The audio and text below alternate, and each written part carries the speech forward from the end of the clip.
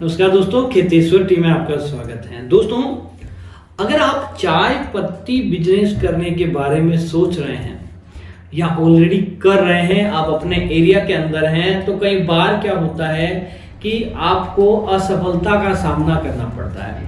अगर आप चाय पत्ती का व्यापार करने की सोच रहे हैं या कर रहे हैं, उन दोनों के लिए ये वीडियो बहुत ही काम का वीडियो है। दोस्तों, धोखा एक बार मिलता है, लेकिन धोखे से सबक बहुत ज्यादा मिलते हैं।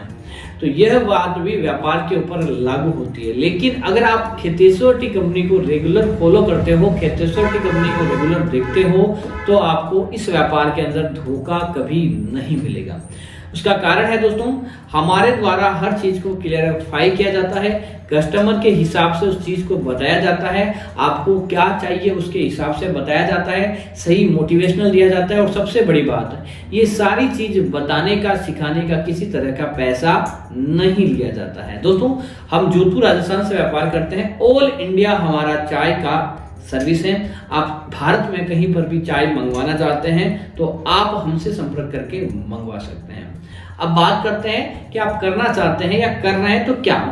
दोस्तों, सबसे पहले आप ग्रेड पहचानना सीखें अपनी चाय पत्ती के दानों को। दोस्तों, जैसे आप कैमरे को नजदीक से देखेंगे तो आपको ग्रेड के बारे में पता चलेगा। दोस्तों, यह दाना अकॉर्डिंग समझ लीजिए कि एक राई का जैसे आपने दाना देखा होगा, उस तरह का ये दाना बीपी का ग्रेड कहा जाता है। कॉमनली ये हर ब्लेंड में यूज होता है, बड़े दाने में भी और छोटे दाने में भी यूज होता है, और सबसे ज्यादा प्रोडक्शन इसी दाने का होता है।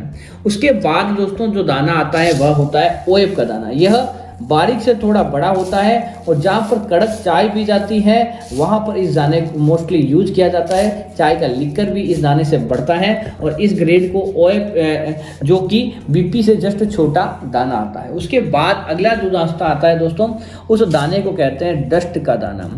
अगर आप इसको गौर से देखेंगे तो बहुत ही बारीक दाना है और अमूमन होटलों पे ये यूज लिया जाता है। ये ओएफ के साथ इसको ब्लेंड किया जाता है। इसमें लिकर भरपूर मात्रा में होता है और कड़क इस चाय में भरपूर होता है, जो कि पीढ़ी का दाना कहते हैं। दोस्तों, उसके बाद आता है बीओपीएसएम का दाना। बीओपीएसएम का दाना अमूमन स्वाद इस दाने का बड़ा होता है।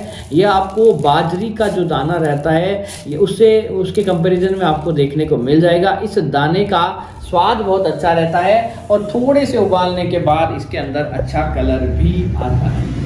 दोस्तों, दानों में कलर आता है या नहीं आता है, कई लोग कमेंट करते हैं और पूछते हैं कि चाय में कलर क्यों नहीं आता, टेस्ट क्यों नहीं आता। तो उसका एक ही जवाब है, आप जो क्वालिटी ले रहे हैं, आप जो रेट ले रहे हैं, उसके अकॉर्डिंग ही माल मिलता है। कई बार कस्टमर कम पैसों के चक्कर में वह माल खरीदता है जिनके अंदर लिकर कलर कम आता है। तो दोस्तों, यह एक फॉर्मूला है, चाय का वेट डिसाइड करता है चाय का कलर कितना है।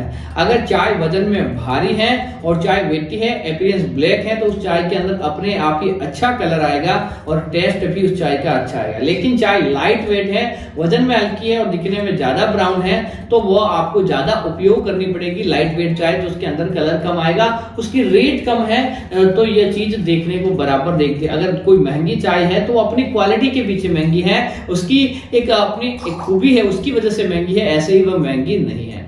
अब दोस्तों, अगली चीज, चाय पत्ती का मार्केट। अगर आपको होटलों में बेचनी है, घरों में बेचनी है, तो आप एक सिंपल मार्केटिंग के माध्यम से भी बेच सकते हैं। लेकिन अगर आपको लेवलिंग में काम करना है तो पैकेट के थ्रू आपका काम होता है, और वह काम आपको कैसे करना है, क्या लाइसेंस लगते हैं, क्या फॉर्मेलिटी है, उसकी भी जानकारी हम आपको दे देंगे अगर आप हमें व्हाट्सएप करते हैं या आप हमारे ऑफिस विजिट करते हैं, जो कि जोधपुर राजस्थान के अंदर आया हुआ है।